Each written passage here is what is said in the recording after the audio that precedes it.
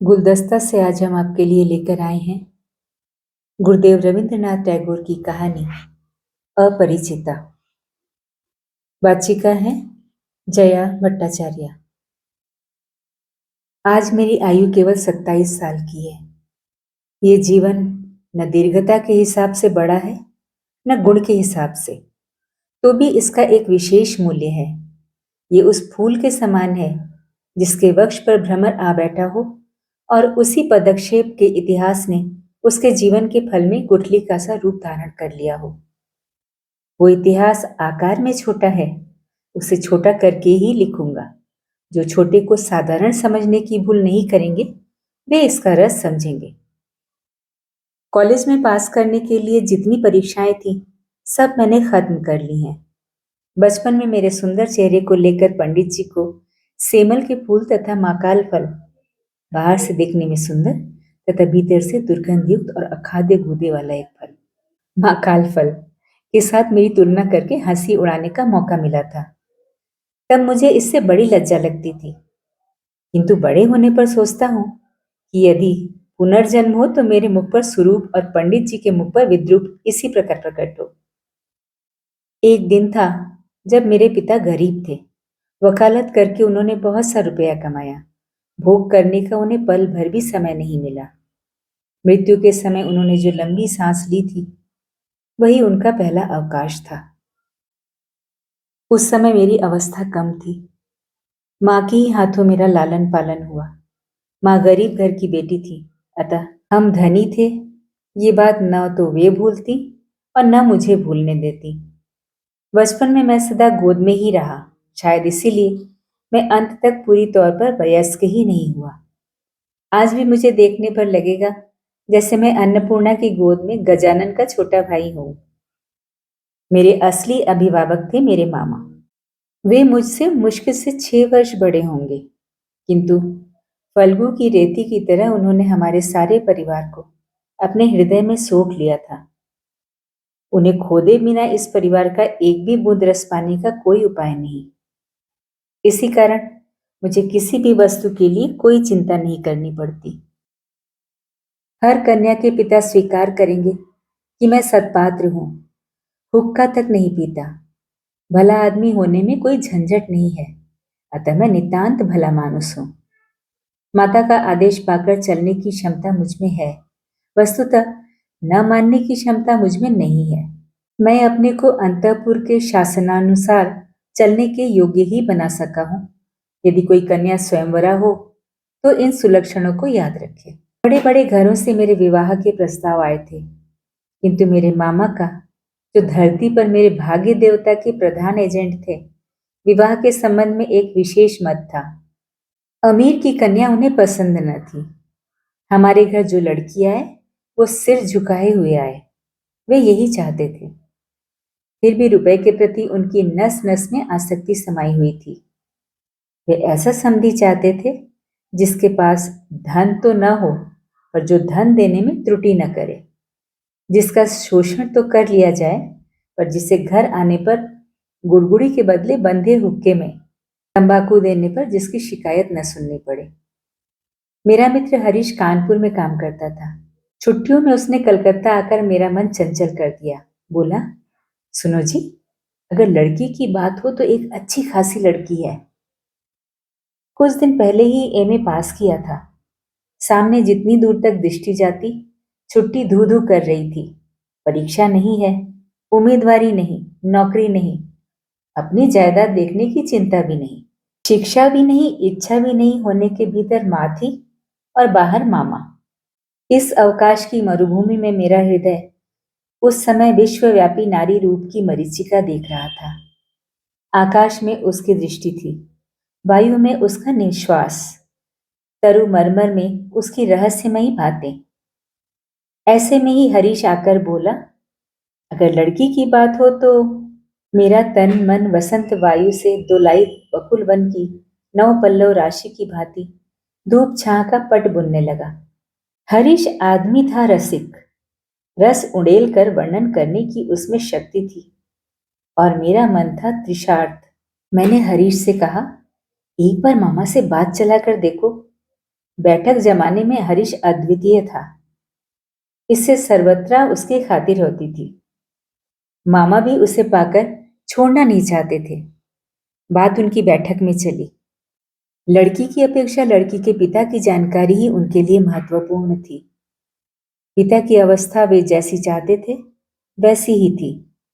किसी जमाने में उनके वंश में लक्ष्मी का मंगल घट भरा रहता था। इस समय उसे शून्य ही समझो। फिर भी तले में थोड़ा बहुत बाकी था। अपने प्रांत में वंश मर्यादा की रक्षा करके चलना सहज न समझकर वे पश्चिम में जाकर वास कर रहे थे। वहां गरीब गृहस्थ की ही भांति रहते थे। एक लड़की को छोड़कर उनके और कोई नहीं था। अतएव उसी के पीछे लक्ष्मी के घट को एकदम औंधा कर देने में हिचकिचाहट नहीं होगी। ये सब तो सुंदर था, किंतु लड़की की आयु 15 की है। ये सुनकर मामा का मन भारी हो गया। वंश में तो कोई दोष नहीं है। नहीं नहीं, कोई दोष नहीं। पिता अपनी कन्या के योग्य वर कहीं भी न खोज पाए। एक तो वर की हाट में महंगाई थी, इस पर धनुष भंग की शर्त। अतः बाप सब्र किए बैठे हैं, किंतु कन्या की आयु सब्र नहीं करती। जो हो, हरीश की सरस रचना में गुण था। मामा का मन नरम पड़ गया। विवाह का भूमिका भाग निर्विघ्न पूरा हो गया। कलकत्ता के बाहर बाकी जितनी दुनिया है, सबको मामा अंडमान द्वीप के अंतर्गत ही समझते थे। जीवन में एक बार विशेष काम से वे कोन्नगर तक गए थे।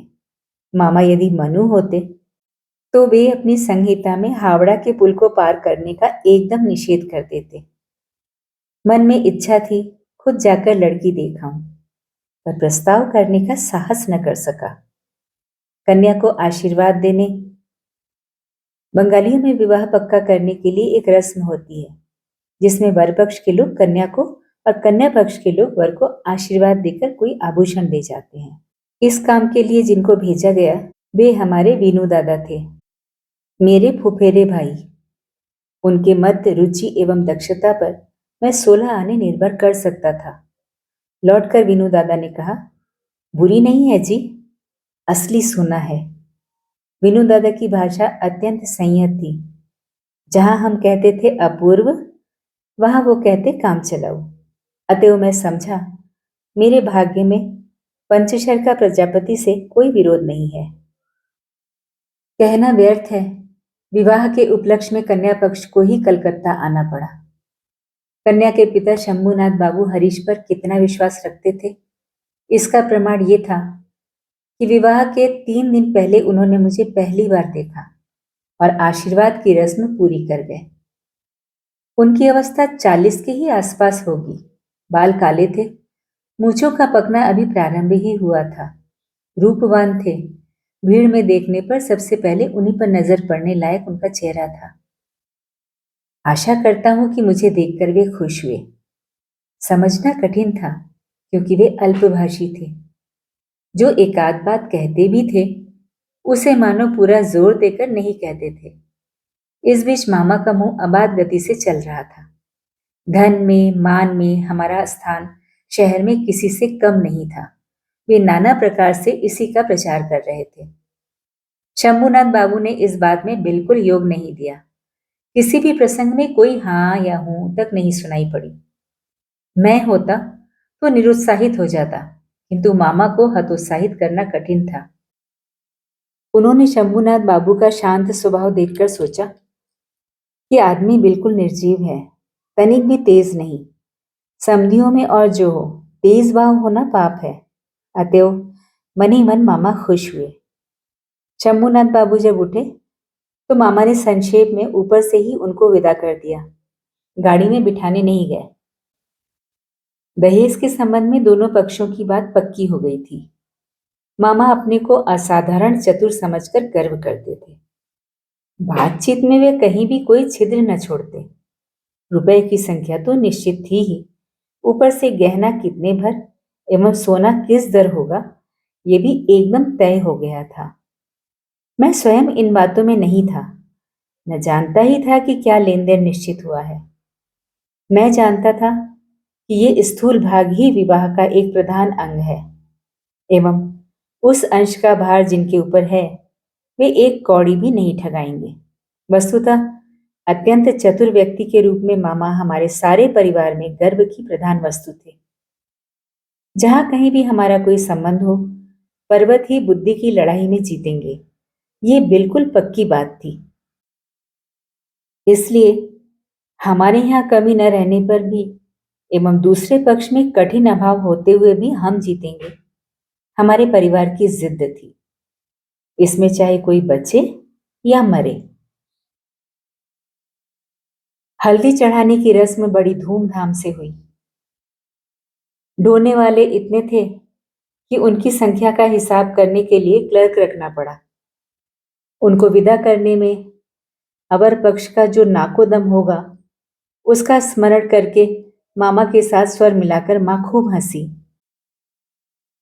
बैंड, शहनाई, फैंसी कंसर्ट आदि जहां जितने प्रकार की जोरदार आवाजें थीं, सबको एक साथ मिलाकर बर्बर कोलाहल रूपी मस्त हाथी द्वारा संगीत सरस्वती के परवीन को दलित विदलित करता हुआ मैं विवाह के घर में जा पहुंचा। अंगूठी, हार, जरी, जवाहरात से मेरा शरीर ऐसा लग रहा था जैसे गहने की दुकान नीलाम पर चढ़ी हो। उनके भाभी जमाता का मूल्य कितना था, ये जैसे कुछ मात्रा में सर्वांग में स्पष्ट रूप से लिखकर भाभी ससुर के साथ मुकाबला करने चला था। मामा विवाह के घर पहुंचकर प्रसन्न नहीं हुए। एक तो आंगन में बारातियों के बैठने के लायक जगह नहीं थी। इस पर संपूर्ण आयोजन एकदम साधारण ढंग का था। ऊपर से शंभूनाथ बाबू का व्यवहार भी निहायत ठंडा था। उनकी विनय अजस्र नहीं थी, मुंह में शब्द ही न थे। बैठे गले, गंजी खोपड़ी, कृष्णवर्ण एवं स्थूल शरीर वाले उनके एक वकील मित्र यदि कमर में चादर बांधे, बराबर हाथ जोड़े सिर हिलाते हुए नम्रतापूर्ण स्मित हास्य और गदगद वचनों से कंसर्ट पार्टी के करताल बजाने वालों से लेकर वरकर्ता तक प्रत्येक को बार बार प्रचुर मात्रा में अभिषिक्त न कर देते, तो शुरू में ही मामला इस पार या उस पार हो जाता। मेरे सभा में बैठने के कुछ देर बाद ही मामा शंभूनाथ को बगल के कमरे में बुला ले गए। पता नहीं क्या बातें हुई। कुछ देर बाद ही शंभूनाथ बाबू ने आकर मुझसे कहा, लाला जी जरा इधर तो आइए। मामला ये था, सभी का न हो किंतु किसी किसी मनुष्य का जीवन में कोई एक लक्ष्य रहता है। मामा का एकमात्र लक्ष्य था, वे किसी भी प्रकार किसी से ठगे नहीं जाएंगे। उन्हें डर था कि उनके समधी उन्हें गहनों में धोखा दे सकते हैं। विवाह कार्य समाप्त हो जाने पर उस धोखे का कोई प्रतिकार न हो सकेगा। घर किराया, सौगात, लोगों की विदाई आदि के विषय में जिस प्रकार की खींचातानी का परिचय मिला, उसमें मामा ने निश्चय किया था, लेने देने के संबंध में इस आदमी की केवल जबानी बात पर निर्भर रहने से काम न चलेगा। इसी कारण घर के सुनार तक को साथ लाए थे। बगल के कमरे में जाकर देखा, मामा एक कुर्सी पर बैठे थे। एक सुनार अपनी तराजू, बाट और कसौटी आदि लिए जमीन पर। शंभूनंद बाबू ने मुझसे कहा, तुम्हारे मामा कहते हैं कि विवाह कार्य शुरू होने के पहले ही वे कन्या के सारे गहने जचवा देखेंगे। इसमें तुम्हारी क्या राय है? मैं सिर नीचा किए चुप रहा। मामा बोले, वो क्या कहेगा, मैं जो कहूंगा वही होगा। शंभूनाथ बाबू ने मेरी ओर देखकर कहा, तो फिर यही तय रहा, ये जो कहेंगे वही होगा। इस संबंध में तुम्हें कुछ नहीं कहना है? मैंने जरा गर्दन हिलाकर इशारे से बताया, इन सब बातों में मेरा बिल्कुल भी अधिकार नहीं है। अच्छा तो बैठो, लड़की के शरीर से सारा गहना उतार कर लाता हूं। ये कहते हुए वे उठे। मामा बोले, अनुपम यहां क्या करेगा? वो सभा में जाकर बैठे। शंभूनाथ बोले, नहीं, सभा में नहीं, यहीं बैठना होगा।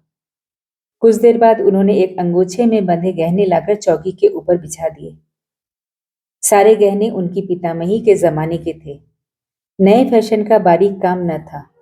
जैसा मोटा था वैसा ही भारी था। सुनार ने हाथ में गहने उठाकर कहा, इन्हें क्या देखूं, इसमें कोई मिलावट नहीं है। ऐसे सोने का आजकल व्यवहार ही नहीं होता। ये कहते हुए उसने मकर के मुंह वाला मोटा एक बाला कुछ दबाकर दिखाया। वो टेढ़ा हो जाता था। मामा ने उसी समय नोटबुक में गहनों की सूची बना ली। कहीं जो दिखाया गया था उसमें से कुछ कम न हो जाए। हिसाब करके देखा, गहना जिस मात्रा में देने की बात थी, इनकी संख्या, दर एवं तोल उससे अधिक थी। गहनों में एक जोड़ा इयररिंग था। शंभूनाथ ने उनको सुनार के हाथ में देकर कहा, इसकी परीक्षा करके देखो। सुनार ने कहा, यह विलायती माल है, इसमें सोने का हिस्सा मामूली ही है। शंभू बाबू ने इयररिंग जोड़ी मामा के हाथ में देते हुए कहा, इसे आप ही रखें। मामा ने उसे हाथ में लेकर देखा। यही इयररिंग कन्या को देकर उनने आशीर्वाद की रस्म पूरी की थी।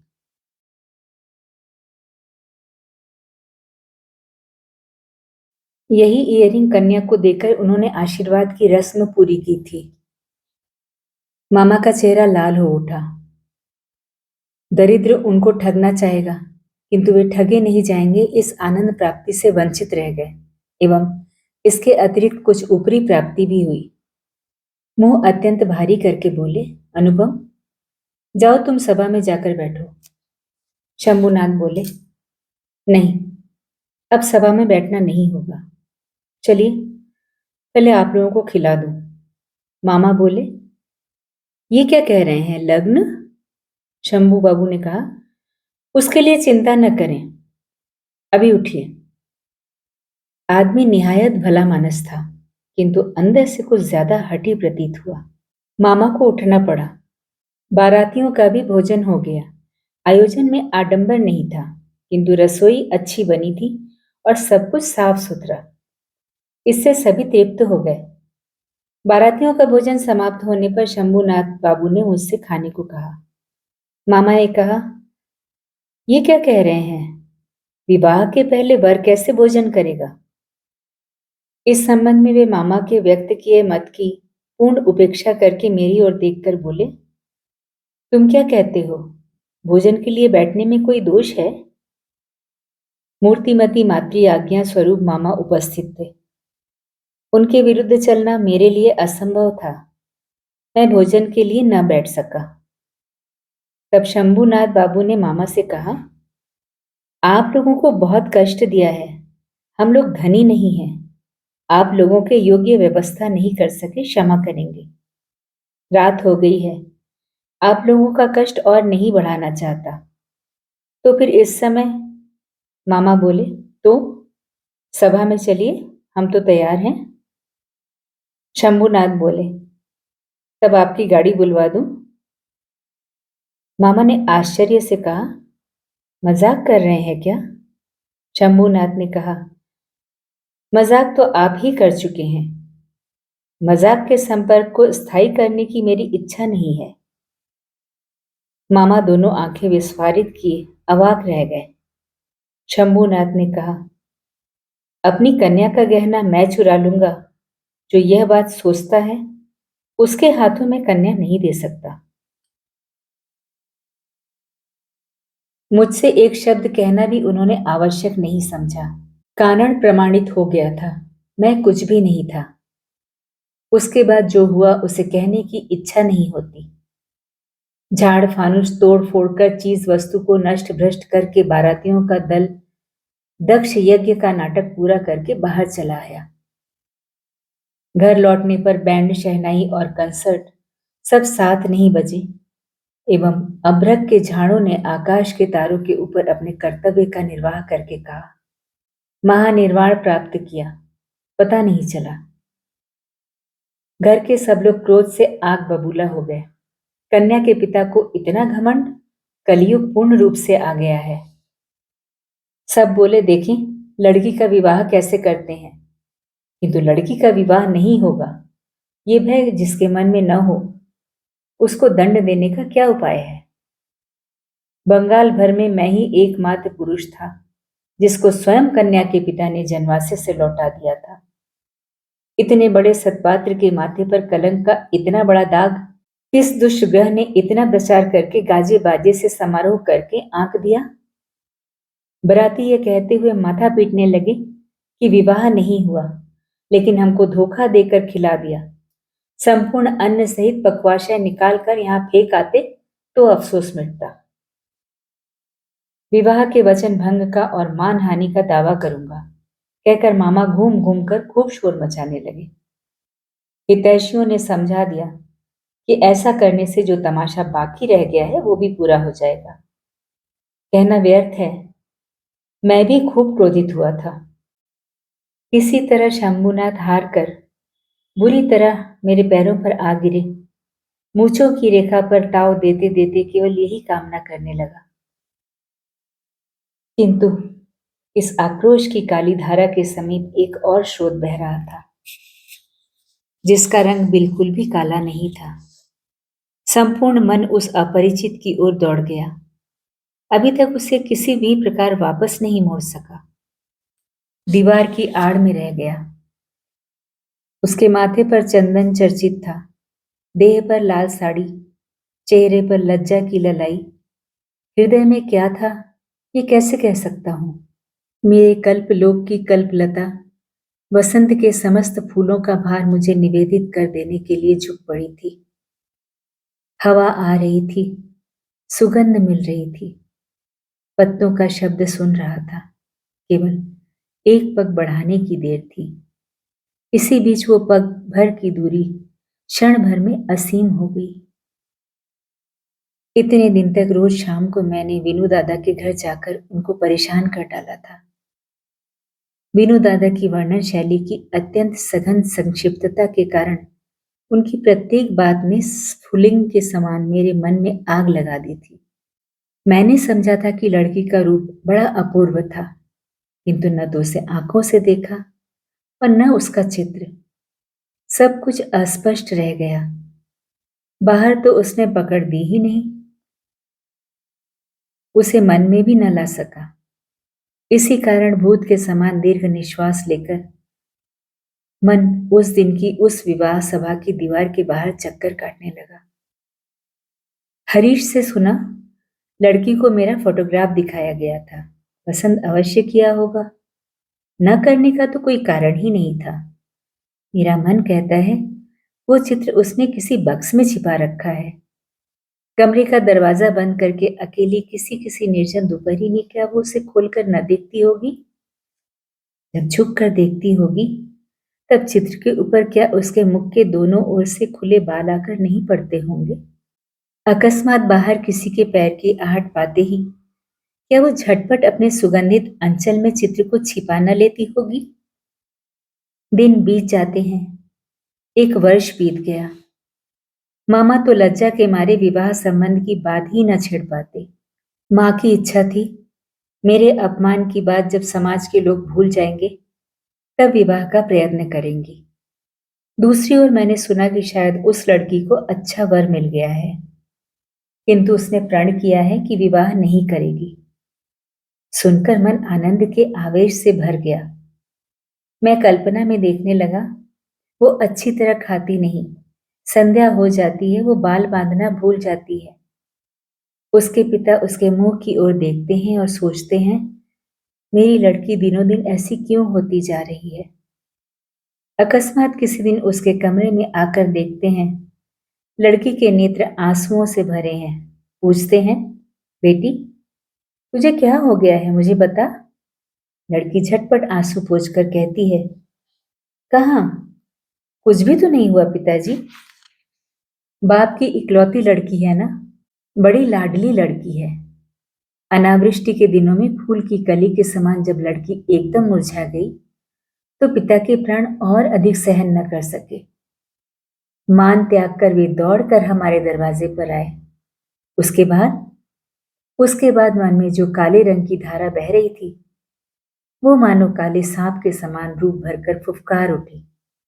उसने कहा, अच्छा है, फिर एक बार विवाह का साज सजाया जाए, रोशनी जले, देश विदेश के लोगों को निमंत्रण दिया जाए।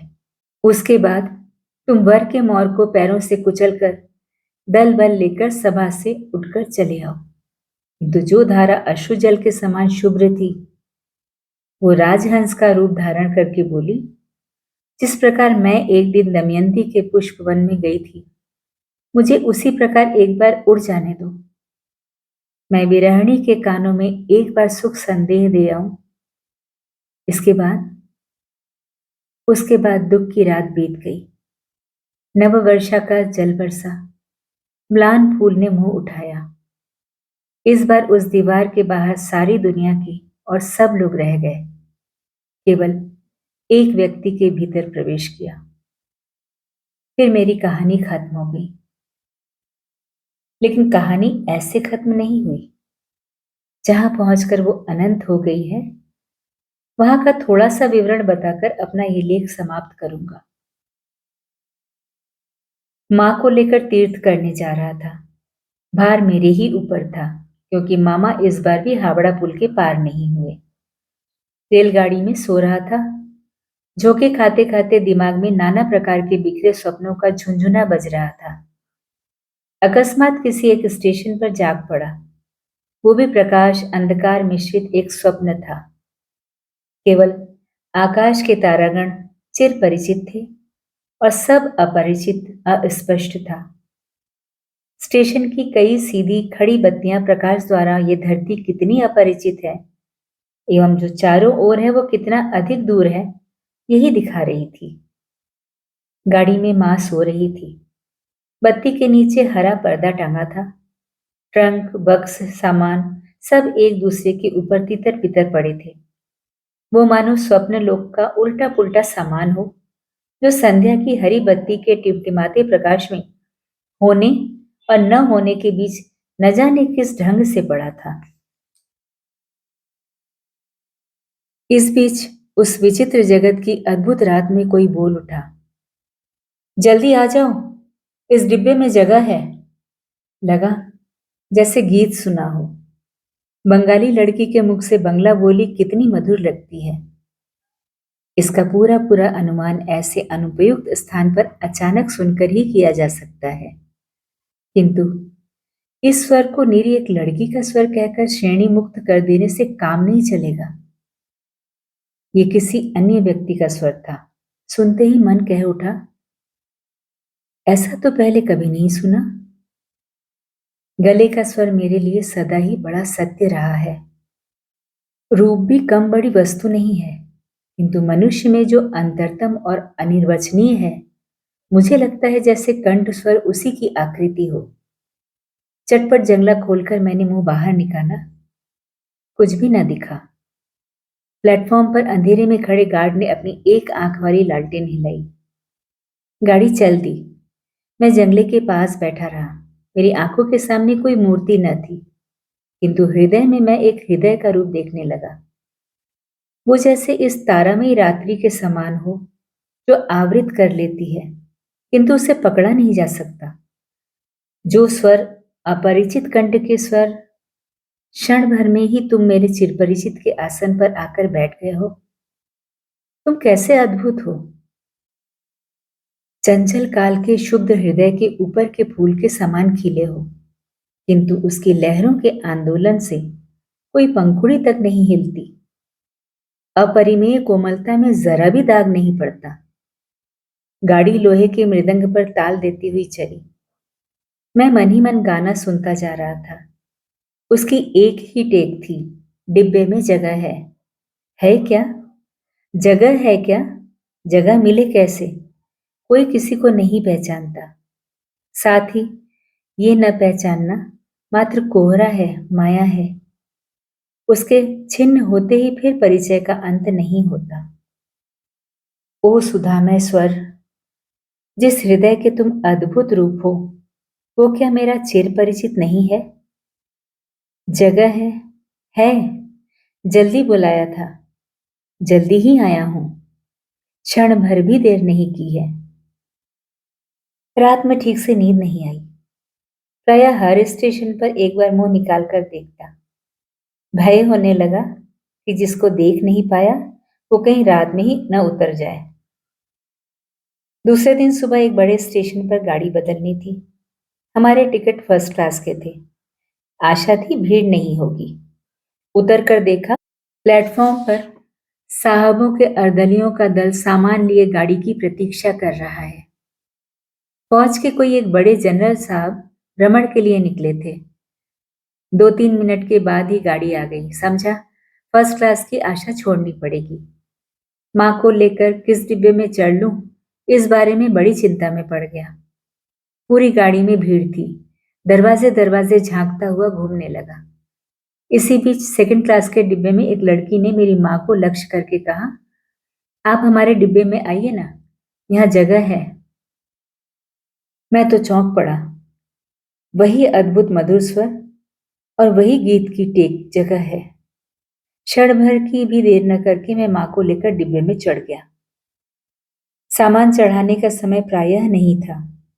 मेरे जैसा असमर्थ दुनिया में कोई न होगा। उस लड़की ने ही कुलियों के हाथ से झटपट चलती गाड़ी में हमारे बिस्तर आदि खींच लिए। फोटो खींचने का मेरा एक कैमरा स्टेशन पर ही छूट गया, ध्यान ही न रहा।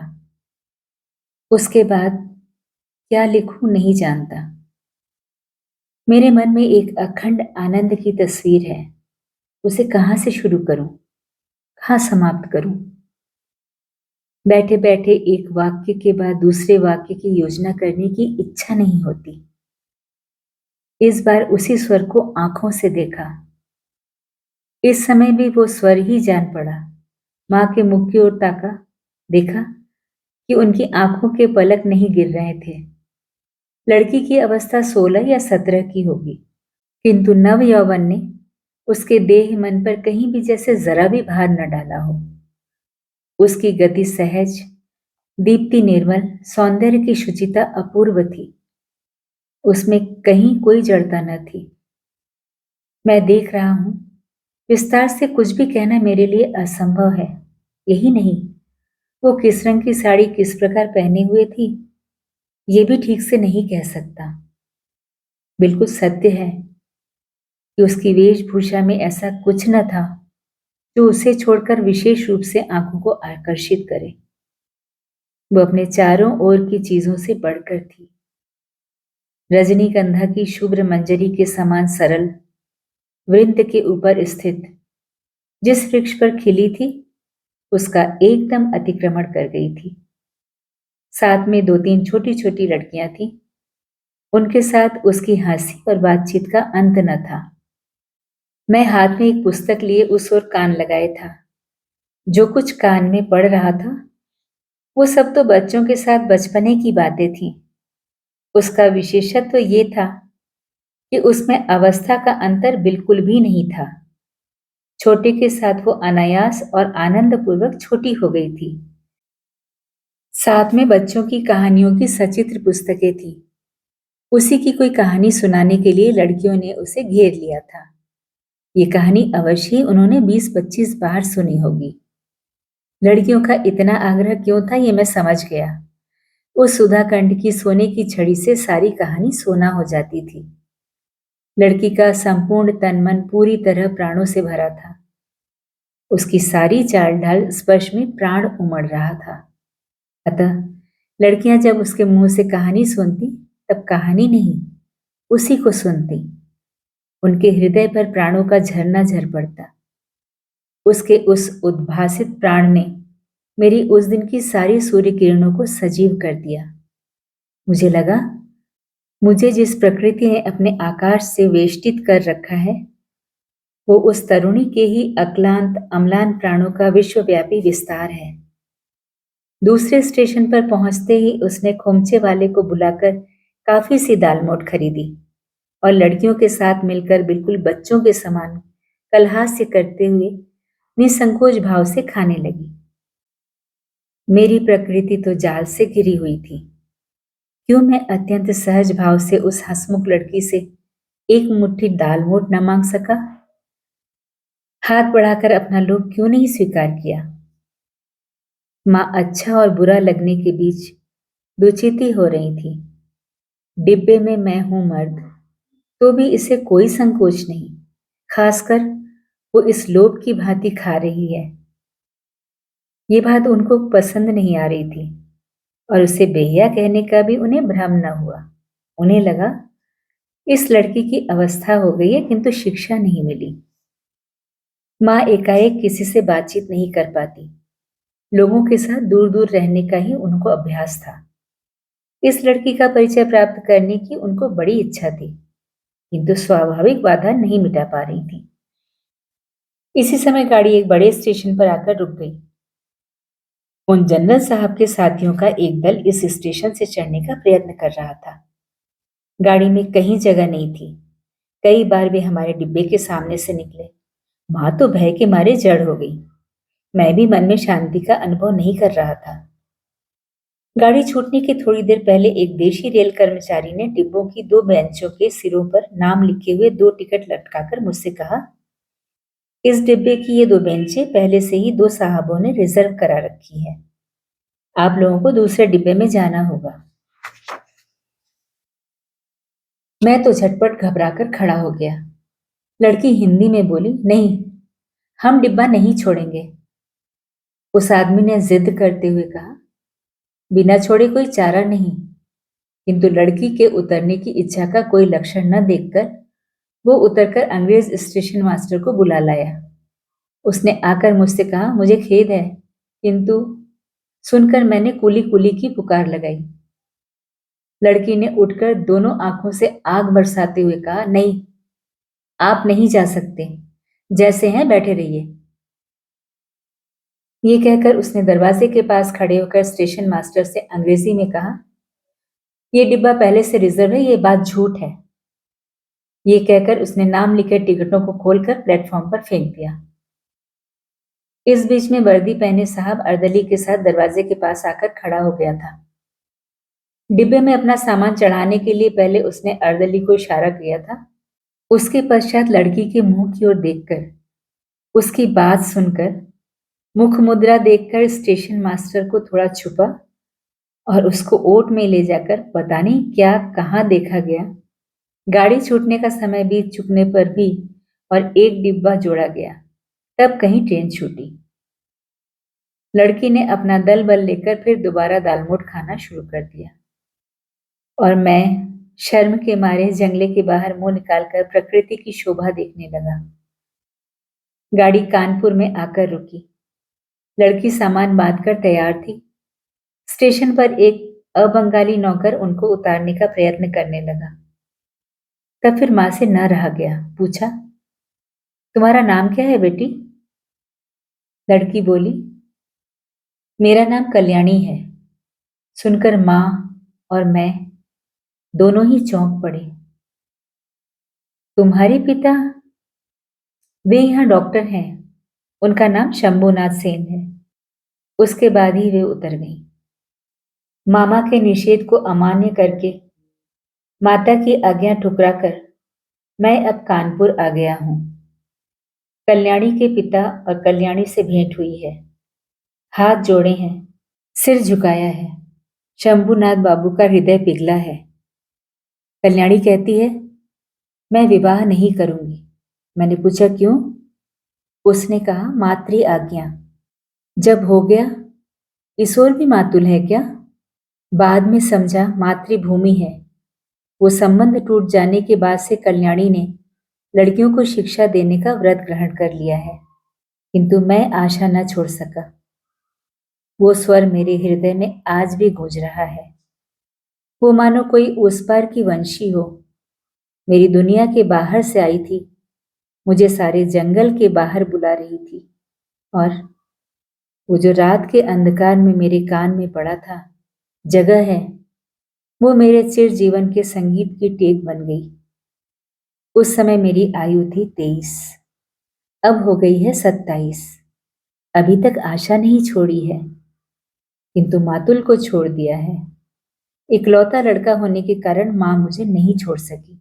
तुम सोच रहे होगे मैं विवाह की आशा करता हूं। नहीं, कभी नहीं। मुझे याद है, बस उस रात के अपरिचित कंठ के मधुर स्वर की आशा। जगह है, अवश्य है। नहीं तो खड़ा होऊंगा। इसी से वर्ष के बाद वर्ष बीतते जाते हैं। मैं यही हूं। भेंट होती है, वही स्वर सुनता हूं। जब अवसर मिलता है, उसका काम कर देता हूं और मन कहता है, यही तो जगह मिली है। और ये अपरिचिता। तुम्हारा परिचय पूरा नहीं हुआ, पूरा होगा भी नहीं, किंतु मेरा भाग्य अच्छा है, मुझे जगह मिल चुकी है। अभी आप सुन रहे थे गुरुदेव रवींद्रनाथ टैगोर की कहानी अपरिचिता। वाचिका थी जया भट्टाचार्य।